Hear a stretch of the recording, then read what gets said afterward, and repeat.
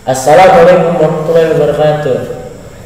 Ya, kembali lagi di channel Ngabuburit Ngobrol bareng Khalid. Hari ini kita akan mengobrol bersama dua orang yang sangat terkenal di kalangan santri Husnul Khotimah Cipanas.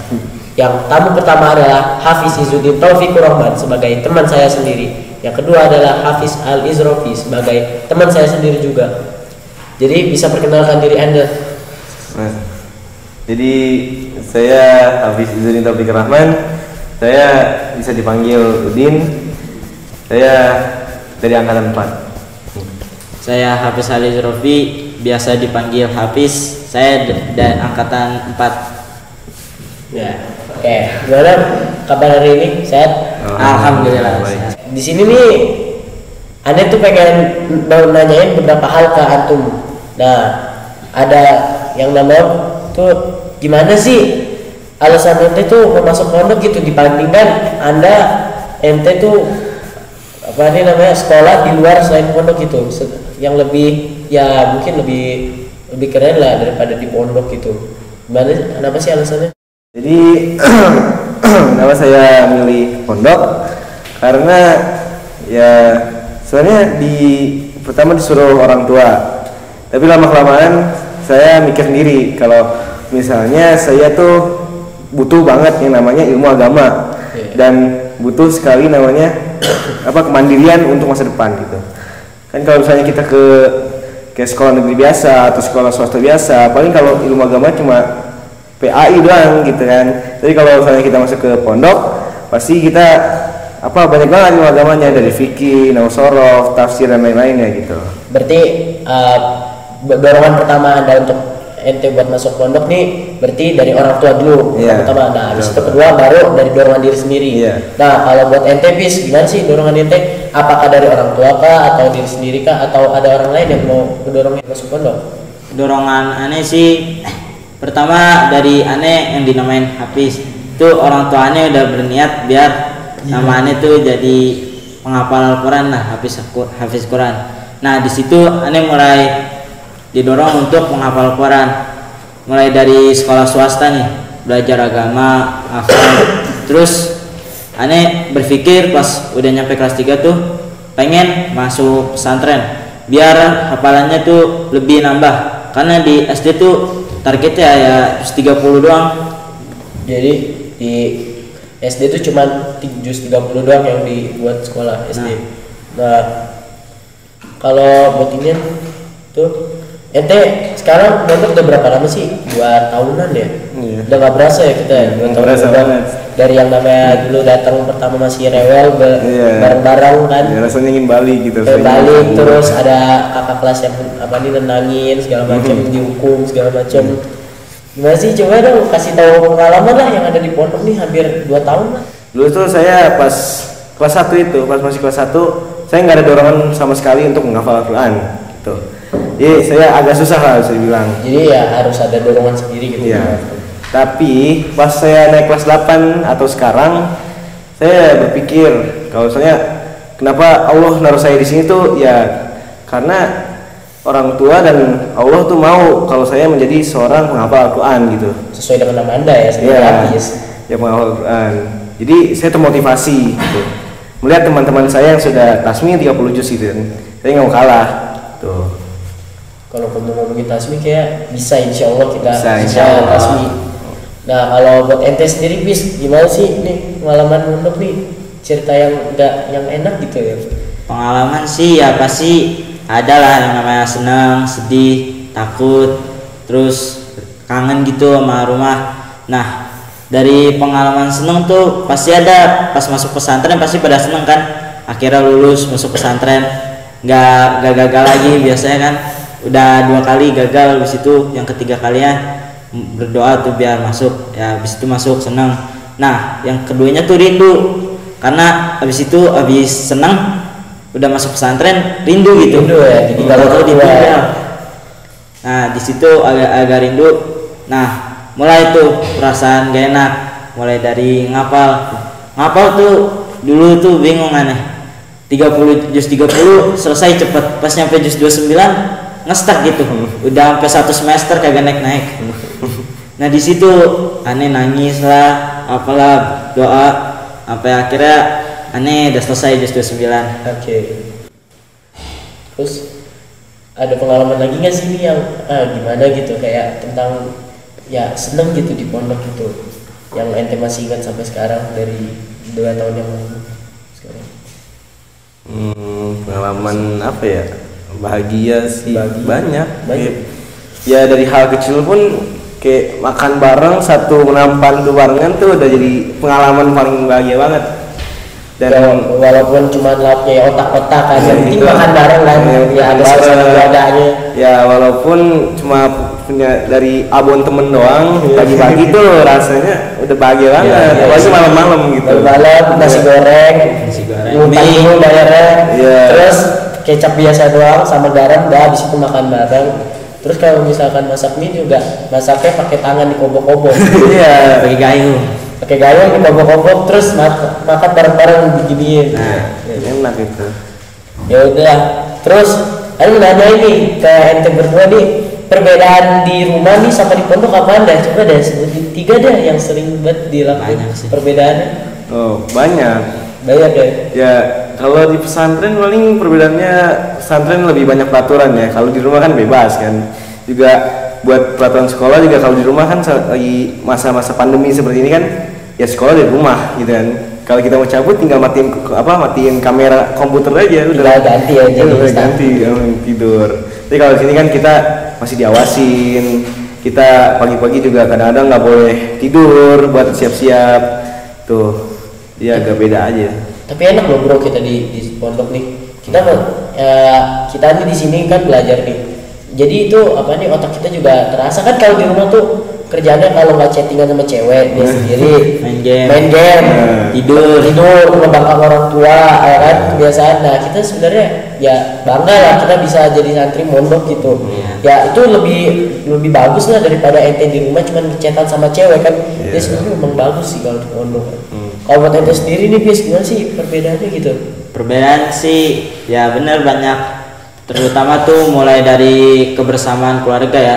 Kebersamaan keluarga tuh di pesantren sama di rumah tuh beda. Kalau di sini kebersamaan keluarganya bareng teman-teman, bareng ustad, bareng musyrif, mau asatis yang lainnya lah, dan banyak pengalamannya gitu di pesantren gini.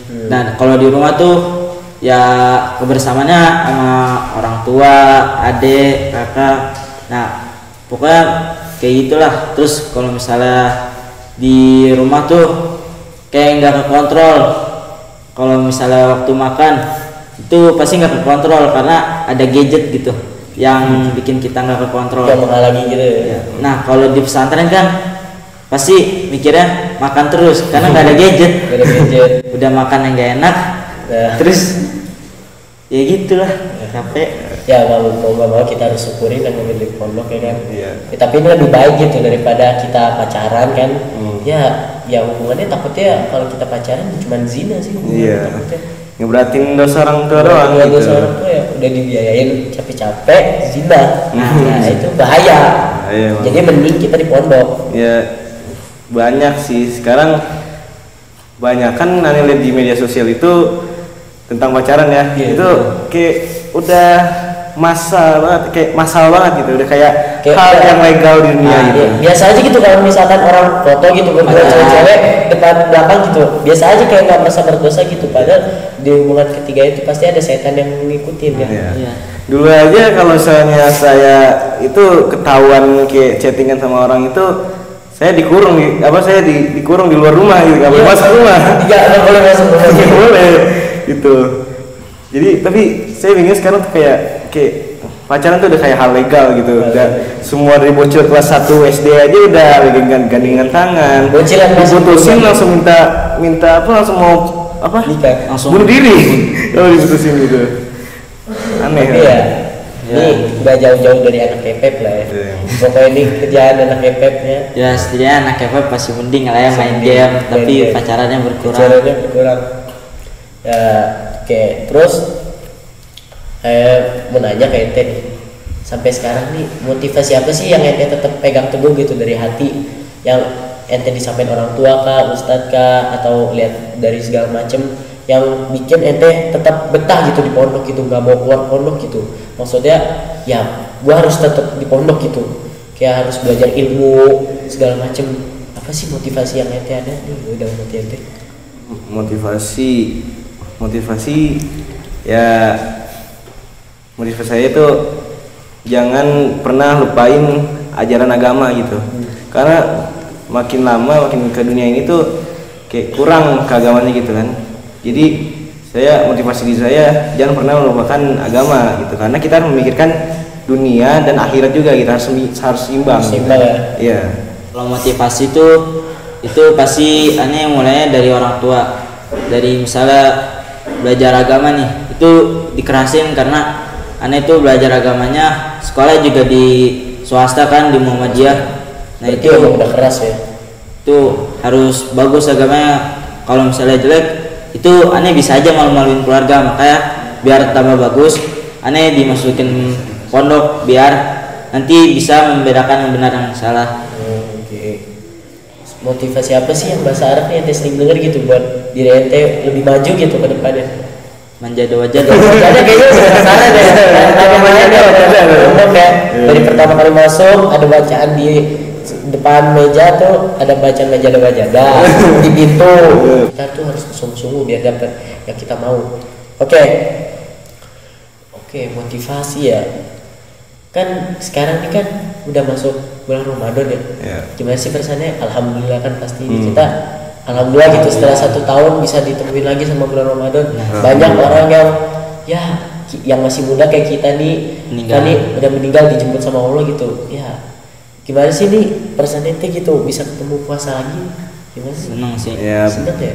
intinya bahagia gitu. Karena banyak bilang juga Ramadan adalah bulan pengampunan ya, bulan saya bilang bulan ngepus pahala gitu. Kalau udah dikasih pahala jangan diinget sia-siain. Ya, jangan disia-siain. Kalau misalkan ente apa nih menurut ente nih ya, puasa di sini tuh gimana sih? Puasa di sini sebenarnya agak sama aja, menahan lapar udah kan buka puasa, tapi ya dibalik kembali itu kebersamaannya yang berbeda gitu. Cobaannya lebih berat di sini tuh di rumah dah bentar ya. Di rumah Di rumah banyak banget godaan. Banget ya Dari tangan kita aja yang memegang handphone itu tuh godaan banyak di situ. Ente punya momen spesial apa sih di pondok nih pas bulan Ramadan nih yang dari tahun lalu gitu sampai tahun sekarang gitu? ya, paling buka bersama, Buka bersama terus ya salat tahajud lah. tahajud, ada yang cabut gitu misalkan. Ya dia speaknya ke WC doang. Ya. Nggak tahu ya ke kamar lagi. Ada itu kan sekarang buku Pansi itu buku yang baru, Targhib wa Tarhib ya. Oh ya Itu talim. Ada talim yang paling capek tuh ya hari Jumat, ada talim siang sama talim sore. Talim sore itu yang ngebala. Tapi kalau misalnya taklim yang pagi sama siang sih menurut Anda sih ya enak gitu ya. Bisa bikin asupan tidur gitu, kita jadi tambah banyak gitu. Nggak apa-apa sih, karena kata Ustaz Sulaiman juga kalau kita misalnya lagi di majelis ilmu itu meskipun kita tidur kita masih dapat pahalanya. Berarti kalau kayak gitu kita harus bersyukur ya. Masih bersyukur. Daripada kita di rumah main HP, nambah banyakin dosa, malah nggak ngapa-ngapain, bikin mudorot doang. Mendingan kita di pondok, tidur, benerin, tapi dapat pahala enak. Ya paling ilmunya masuk dikit-dikit lah. Yang penting jadi bukit, kayak pepatah bilang. Terus, ini ada yang mau nanya nih, di sini ente suka makanan apa sih pas lagi bulan puasa nih di pondok nih, apa sih makanan? Banyak. Takjilnya juga ya? Iya, semuanya dah apanya. Kalau takjilnya itu kita bisa bilang risol yang isinya mayones, bakso, sosis. Itu. Kalau minumannya pastinya es buah. Ya. Dan paling kalau makanan intinya atau makanan lauknya itu ayam sambal hijau. Ayam sambal hijau. Iya. Itu rasanya tuh gurih-gurih pedes gimana gitu. Tapi habis itu sakit perut. Nah, itu lebih penting daripada kita makan ayam tepung yang kayak tepungnya tuh jadi segini, ayamnya cuma segini. Ya itu lebih bagus lah. Bagus lah. Yang penting kenyang. Kental lebih. Iya. Masalah sakit perut atau diare nanti ya belakangan. Belakangan itu kan kesehatan ada dulu. Ya, nih ya kan mau nanya nih, kalau di rumah tuh ente tuh sukanya apa sih? Apa nih minuman sama makanan ini gitu? Dibandingkan di pondok apa sih yang enak di rumah? Marjan. Kalau nggak marjan bango, berek. Bango. Berek sirop. Oh ada, saya sih nggak tahu. Berarti anda mudik. Nggak tahu, merah nggak tahu. Kalau buat ente gimana nih bis? Ya. Marjan doang. Ya kalau minuman sih banyak kayak yang penting bisa minum gitu segar, mau es teh manis dingin lah, terus sirup lah, banyak lah pokoknya di rumah mah. Kalau di sini kan tergantung ya, bisa kolak apa. Jadi mau gak mau harus ikutin gitu yang ada di sini. Kalau ente Din gimana nih kira-kira? Apa Apa? sih yang ente suka gitu kalau makanan sama minuman di rumah? Sama banyak kalau di rumah kan kalau di rumah kan kita masih bisa memilih kan, bilang ke orang tua aja nitip buat buka puasa kan, masih bisa dibeli apa aja gitu karena di luar. Tapi ya kalau di sini kan kita harus mengikuti apa yang ada di Pondok. ya di pondok. Kalau mau kita harus ya terima aja. Ya. Kalau kita jajan pun ya paling adanya gorengan-gorengan yang bisa-bisa saja gitu. Oke. Oh ya, terus sering nonton iklan Sprite gak yang dimasukin ke dalam dompet? Ya kan tahu kan yang ini botol Sprite dimasukin ke dompet. Nah, Uangnya basah cuy. nggak bahasa ya? Hmm. Iklan apa sih yang ente sering lihat di rumah tentang Itu. puasa gitu? Yang Oh, iya. siang-siang ada nongol tiba-tiba Itu pas yang, mau buka. yang bikin ngiler ya. Iya. Banyak sih. Marjan ya. Ya, marjan. Karena marjan itu bukan selain menggoda tapi seru juga ceritanya karena marjan itu dia tuh kayak membuat iklannya menjadi suatu cerita legenda Indonesia yang tadinya ada lutung kasarung, botol hijau, terus ada robot ondel-ondel gitu kan. Tapi itu bagus, seru gitu cerita. Endingnya pasti minum juga. Iya, maksudnya yang di masalah itu dia minumnya waktunya nggak tepat gitu. Bikin iklan, tapi dibukanya pas orang lagi puasa. Siang-siang. Gitu. Iya. Siang. Apalagi kalau misalkan pagi-pagi itu misalkan ada iklan Pocari Sweat. Nah, Ya, itu subuh-subuh kan. Subuh. Ya. Tapi sebenarnya daripada minuman yang manis gitu dengan air putih sih emang. Iya. Iya.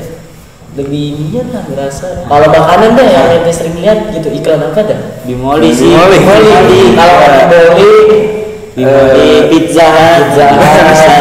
McD. Kopet nggak ada ya? Kopet jarang. Kopet jarang. Tapi kalau Kopet ada nih. Kadang-kadang banyak. Oke. Terus apa lagi ya? Yang ente sering lihat di TV gitu apa aja? Bango sih, Bango. Film gitu. Film yang sering muncul apa sih? Film gitu. Upin Ipin. Kalau masa udah gede tetap aja nonton Upin Ipin gitu. Ya nggak apa-apa. Nah, itu sudah mendunia sih emang itu kartun. Mendunia di bagian Indonesia doang. Ya bagian Indonesia meme Upin Ipin lah. Ya. Ya aman lah yang penting. Kalau biasanya kalau di film-film saat Ramadan itu banyak di kayak Trans TV itu banyak film religi gitu kayak Umar negeri ya negeri Umar. Lima Menara Ya. kan seperti itu. Umar bin Khattab. Ya banyak seperti itu. Iya, ya emang sih TV Indonesia tuh yang aneh bingungin gini. Ketika bulan puasa dia nayanginnya yang religi yang Islami. Sedangkan ketika menghilang dari bulan puasa tuh mulai lagi yang Rohani. Iya ada rohani, yang lain-lain lah yang berunsur-unsur kayak gibah segala macam. Ini gimana sih ini? Perasaan ente gimana gitu pengen ngomongin soal orang kayak gini nih, kenapa harus diganti aja, harusnya religi aja nggak usah diganti-ganti jadi gibah segala macam. Kalau Ya apa ya? Kadang-kadang kalau di channel-channel TV nasional gitu gini nih. Siangnya itu banyak kan film kayak film-film lagi seperti Azab kan sampai dari jam 12 dari jam 9 pagi sampai jam 1 terus lagi sampai jam 5 kan. Nah, jam 6 sampai ke atas, jam 6 sore sampai ke atas itu isinya dangdut semua. dangdut boxer lah. TV One ya biasanya. Iya. Oke, nih Anda mau nanya nih terakhir lah nih. Nih apa nih dalam beberapa hari ini ente nemuin momen kocak apa sih yang ente lihat nih di pondok nih? Banyak. Saya Dari mana nih? mulai dari mana? Ramadan. Dari mulai awal puasa dah kita mulai nih. Awal puasa tuh momen epic tuh pas lagi sholat tarawih itu pertama-tama. Lagi baca apa sih itu? Pokoknya baca salah terus dibenerin sama Sabik. Oke. Nah, si Sabik itu udah benerin tapi salah. Ternyata salah dulu ya. Oke, terus Ya, lalu cerita kedua dari teman saya. Si Bulan bisa dibilang si Bulan. Karena saya tidak ingin membawa namanya kan. Jadi si Bulan ini digoda oleh kakak kelasnya. Iya. Dia diberikan satu petasan. Padahal tuh di pesantren tidak boleh main petasan. Karena takut berisik Iya. ganggu masyarakat. bukan mengganggu masyarakat tuh, mengganggu saya juga lagi Ya, pokoknya dia dikasih satu petasan. Nah, ya udah dihidupin, cus lempar ke orang tengah. Oke. Dar. Nah, ada satu orang lagi yang berkata, bau Ramadan. Satu dia dengan bangganya berkata, bau Ramadan gitu. Ya, saya mah diem saja ya kan, mengikuti mereka yang senang-senang, saya juga sedikit senang gitu kan. 1 menit kemudian tuh nggak tahu kenapa tiba-tiba ada gitu Satpol PP datang. Ya. Ngapain? Main petasan buat Ramadan kan? Oh, jadi sekarang orangnya botak gitu ya, karena ya receh sih main petasan nih ya. Iya. Ya sebenarnya kalau main petasan sih gak salah-salah amat ya. Terus yang Anda lihat sih momen kocak hari yang Hari Kamis. Ya kemarin dah. Anda lihat tuh, jadi kan Anda lagi belajar nih sama yang lain. Tiba-tiba Ustadz Ayana kan ngabsen. Fulan nggak hadir tuh, di mana tidur tuh. Nah, pas tidur ini kemudian kan, itu tahu sendiri nih ceritanya. Nah tiba-tiba Ustadz bawa ember, satu ember setengah ember. Nah setengah ember langsung ditanya dulu, udah bangun belum? Dia bilang udah, tapi langsung istirahat. Kalau dilihat sebenarnya kasihan, tapi ya emang Sarandi juga sih ngapain tidur gitu kan malam-malam begadang, akhir-akhirnya pagi-pagi nggak kuat. Ya sebenarnya kayak bangun-bangunin sahur juga nih. Dia ngomong dong nih Pak, malam ini ada begadang. Pas mau bangunin dia nggak ketiduran 1 jam sebelum jam 3 pagi dia udah ketiduran. Habis itu pas subuhnya juga tidur lagi, akhirnya dihukum lagi, disuruh pergi. Nah sebenarnya receh juga ya. Terus ada nggak sih nih temen ente yang kasusnya parah nih gitu apa nih, yang ya kocak lah hubungannya, yang kocak-kocak lah. Ya yang lagi kocak tuh pas lagi bangunin sahur ya. Lagi bangunin sahur tuh pertama pakai nada mimi peri gitu. Sahur gitu. Terus gak lama kemudian dia pakai nama Ustadz Faisal, Ustadz Kadafis, bangun kayak gitu. Terus tiba-tiba mulai dari situ keesokan harinya Ustadz datang. Lain kali nggak boleh pakai mic lagi ya, karena ngebanguninnya pakai nama Ustadz. Nah dari situ gak boleh bangunin lagi, mulai mager tuh. Sebenarnya bukan salah orang gitu. Ya, saya sebenarnya agak tersinggung sedikit ya. Tapi ya emang saya tahu siapa orangnya. Ya sudah berlalu, jangan jadilah pelajaran. Kita masih bisa buat band lagi di tengah jalan. Nanti kita bangunin orang. Oke, terus kalau saudara Fulan gabung yang katanya kena minyak ya? Ada itu. Ya. Itu kayak Budi mana? Budi. Enggak, Itu sebelum puasa ya? Bukan, saat puasa. Saat puasa. Dia sedang di kantin. Dia sedang masak sendiri dengan pokoknya dia jago lah ya, bisa masak kotak-kotak. Ya dia jago, dia merasa jago. Dar tangan. Tangannya ya alhamdulillah nggak dipotong, nggak investasi kan. Cumannya buka doang sih. Melendung doang isi minyak. Si minyak doang sih, nggak terlalu parah kan. Kalau misalkan parah kena badan ya. Aduh, itu nggak kasihan sih saya. Ya kasihan orang tuanya sih. Udah biayain dia malam ke pondok, dia malah bikin ulah lagi. Terus saya dengar 3 hari yang lalu gitu kakinya kena galon juga kan. Kok bisa kena galon gitu, kenapa sih ente katanya dekat sama dia nih? Katanya dia lagi ngangkat galon terus gak kuat gitu, nggak ada yang ngebantuin, jatuh kena kakinya. Kaki Saya meneliti bahwa dia tuh lupa baca bismillah. Dari awal dia angkat galon hingga masak lupa baca bismillah. Makanya Allah tidak ridho orangnya. Makanya sebelum melakukan segala hal utamakan baca bismillah. Ya, bismillah. Oke, ini aja kali ya omongan kita pada udah lama juga kan. Dan juga saya nggak tahu topik yang lain bakal saya bahas apa kan. Ya mungkin penutupan sih pertanyaan dari Ane. Sekarang kan puasa yang ke-6, yang ke-7. Pertanyaan saya, ntar pas balik apa yang Anda akan lakukan di rumah? Sebutkan 5. Puasa. Ya, ini saya tahu karena sekarang itu lagi bulan Ramadan, bulan puasa. Ya, biasa-biasa aja. Ya, puasa. Iktikaf, Buka sahur. ya sahur. Ya, kayak biasa-biasa aja. Biasa-biasa aja. Iya. Kalau ente bis kayak ini menurut ramalan Ane yang di dalam otak, ente kayak bakal chat cewek. Sorry, Ane dulu pas lagi balik pesantren nih semester 1 kelas 8, tiba-tiba Ane lagi ngobrol di HP Ane nih, di alumni sekolah Ane. Pas lagi ngobrol tiba-tiba Ane ngasih, dia nanya nomor Ane kasih. Tahu-tahu pas di HP Ane cek ada nomor cewek. Ane chat, halo, assalamualaikum, pis, ini Ane, si Fulana lah. Terus katanya, oh iya, maaf ya, karena Ane tuh orangnya udah ditegasin gak boleh pacaran, jadi Ane kayak takut gitu ngobrol ngechat cewek juga. Jadi langsung aja itu, maaf ya, Ane gak boleh ngobrol sama cewek, Ane blokir ya. Oh ya udah, Ane blokir dah tuh. Pas Ane ditanya orang tua Ane, Kak, kamu ngechat cewek? Iya. Terus kamu apain?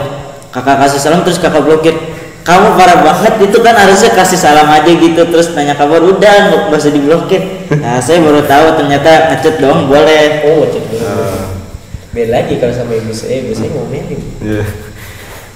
Oke. Ya mungkin itu aja podcast kita nih hari ini. Ada pesan-pesan gak nih buat yang ada di rumah nih? Oh ya, ini ya buat yang di rumah-rumah ya, yang sedang nonton di sini ya. Ya pokoknya jangan pernah sia-siakan puasa ente gitu. Masa nanti ada nyanyiannya sia-siaku berpuasa. Asik. Ya gitu. Ya pokoknya jauhilah yang dolal, yang gampang membatalkan puasa gitu, yang gampang membuat puasanya sia-sia gitu. Hal kecil pun seperti cewek dengan syahwat itu bisa mengurangi pahala puasa gitu.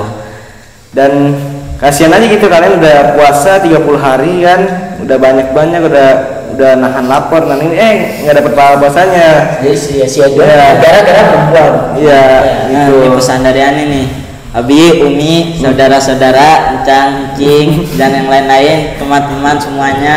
Di sini Ane cuma mau ngasih pesan, jaga mata, jaga hati, jaga lisan, dan jaga pikiran. Karena semua itu akan membuat puasa kita sia-sia. Mulai dari jaga lisan, ente ngomong yang gak guna nih, itu udah bisa menyanyiakan puasa. Itu ada di kitab Tarhib wa Targhib. Nah, terus dari mulai terus apa tadi, pikiran aja nih, ente udah pikir negatif lah, mau ke orang mau ke siapa, itu pasti bakal menyanyiakan puasa. Udah nambahin pahala, tahu-tahu ente negatif, nambah turun, nambah naik, itu udah kayak lagi main apa sih, naikin lift coy. Terus mata nih, mata paling susah itu.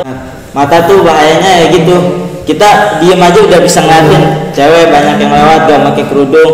Kalau misalnya kita niatnya beda nih, ngeliat cewek bukan buat dinikahin lah, bukan buat hal yang penting, itu juga bisa dapat dosa, itu katanya hukumnya haram. Oke, ingat dari itu aja mungkin ya pesan-pesan dari ente. Ya tetap aja ingat sih, selalu perbanyak pahala di bulan Ramadan ini. Ingat Allah selalu membantu orang-orang yang bertawakal kepada dirinya. Ya pesan dari saya sih cuma satu ya, tetap stay halal ya, jangan lupa stay halal di rumah. Jangan main TikTok lama-lama buat yang lain-lain ya, buat main TikTok, Instagram, ngegibah segala macam, Facebook, juga live lah, Snapchat ya. Gitu aja sih dari saya. Balik pesan-pesannya, tetap puasa dan amalkan segala yang bisa diamalkan. Sekian dari kami. Wassalamualaikum warahmatullahi wabarakatuh.